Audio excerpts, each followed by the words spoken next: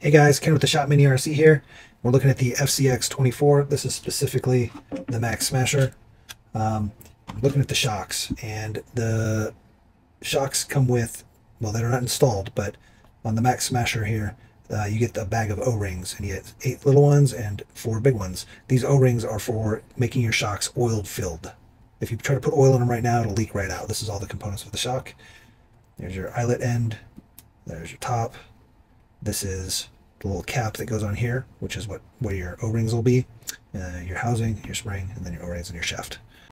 So the way we're going to do this is we're going to actually just put our shaft in here, and we're going to put our O-ring on, and we're actually going to double O-ring it. So you just put both the O-rings in there. Okay. Then you can put your cap back on, the bottom cap. And actually, this is a good time to check this. This bottom cap is kind of sticking. You can try to, sand it out or drill it out a little bit, but we're sticking right there. Not too bad. It'll probably wear itself in. We don't want to do too much, because if you do too much, you'll end up leaking a bunch. So I guess we'll leave it. It's not too bad. I'm sure once there's oil on there, it'll loosen up a tad. And this will just snap back on. Okay. And then you can use just a little bit of oil, fill it up. Okay. And you put your O-ring on the top.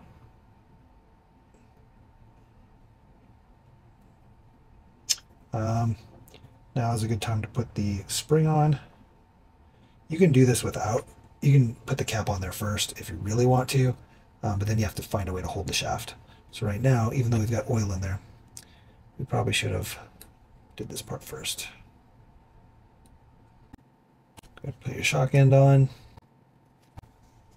Now you can fill up your shock all the way. And put your cap back on. Now you don't want to fill it too much, because if you fill it too much, it won't compress. And it'll blow in the bottom of the shock off. So that's what happens. Still feels a little crunchy. I don't know what's going on with that shaft and the end cap there.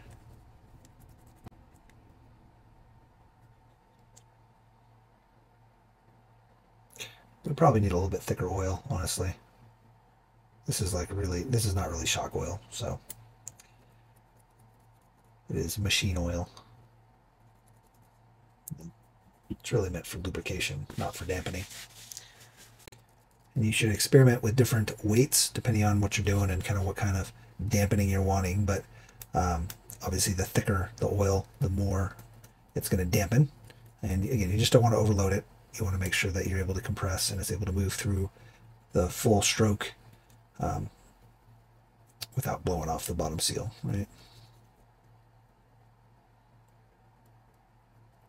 Actually, we're gonna go get another kind of oil, because this oil is not working at all. So give me a second. All right, so we have some old Team Losi Celatec. I'll try to use this, just see what it looks like. We don't have a whole lot of oil dampening options. You can just use motor oil as well.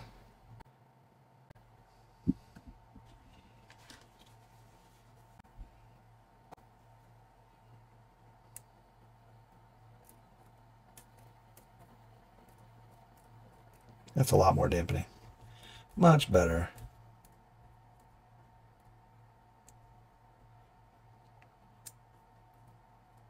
Awesome. So we'll use that. We're going to go ahead and do all 4. And hopefully you'll see a difference. It's just so springy right now.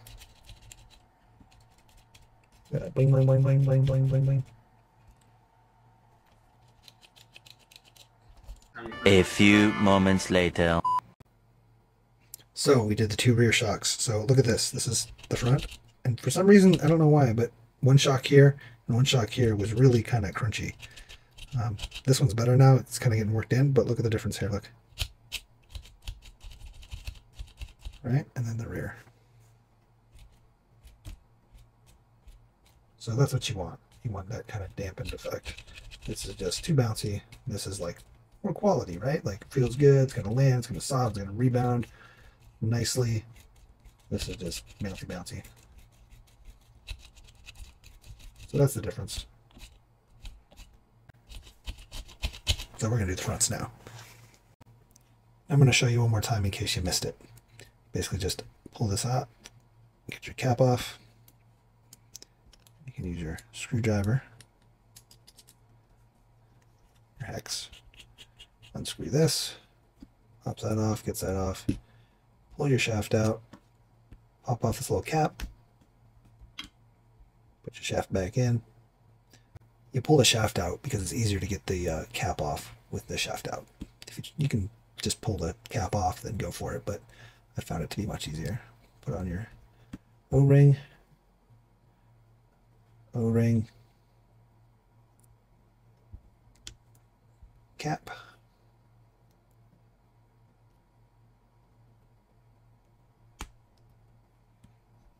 We'll go ahead and put our spring back on and the bottom eyelet.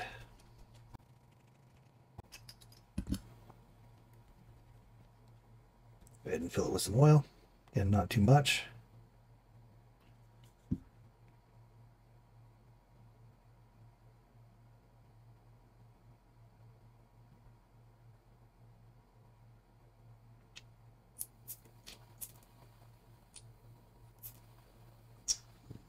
So we usually put a little in, try to move it around because it needs to drop down into that cap. And then we'll add a little more. Again, you don't fill it all the way. Do not fill it all the way. All right, and then you can put your cap back on, your top cap. Make sure it's nice and tight. And you have a dampened shock now. Easy peasy, lemon squeezy. All right, we're gonna get the other ones done. All right, we got all of them done. What a difference.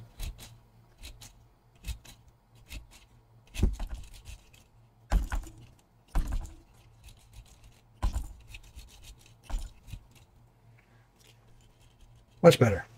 Alrighty guys, like, subscribe, share, notification bell. Get out there and do something. You know, we think that they include the O-rings and stuff to make them oil filled so that, well, one, it's going to save them a little bit of money, but two, it gets new people who've never done anything like that to be able to go out there and do some modifications on their truck straight out the box. Straight out of the box. You can open it up, pull off, you know, the shock and oil fill a shock.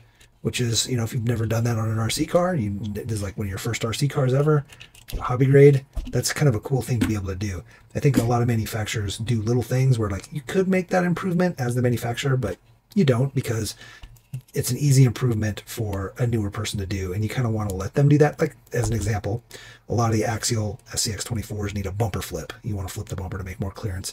And tons of people out there make little videos to show, hey, you flip the bumper and for easy mods, right? Like easy mods. I think the manufacturers kind of do that on purpose sometimes, you know, and if they don't, maybe they should. Maybe they should do little things that, you know, you can do to make the thing better, just to get people's hands into the hobby, right? Like being able to do these mods, oil fill your shocks. You know, we got a video on this guy right over here. Putting a new motor in, you know, this is a $6 motor, super cheap. It took us, you know, 15 minutes to put in this motor, and it's much faster. Good improvement, you know, stuff like that, where it's just super easy, cheap mods. And, you know, yes, you have to buy something with this, but if the manufacturer just included stuff, you know, what was the other thing? Oh, on this guy, comes with the plastic locked gears. So if you want to lock your gears and see what that's like, see if it drives different with locked gears, which it will, it'll climb better and things of that nature, you can do it straight out the box. That is an awesome thing. More manufacturers need to do stuff like that to get new people to open up their trucks, take them apart, and get comfortable with pulling the shocks apart, you know, pulling the diff apart, stuff like that. Once people get comfortable with that stuff, it makes the hobby a whole new place for them. You know, now they can really start to get creative and upgrade and stuff like that. So anyway, guys, like I said, get out there, build something, run your cars, crash them, smash them, and bash them. Just don't break any expensive parts.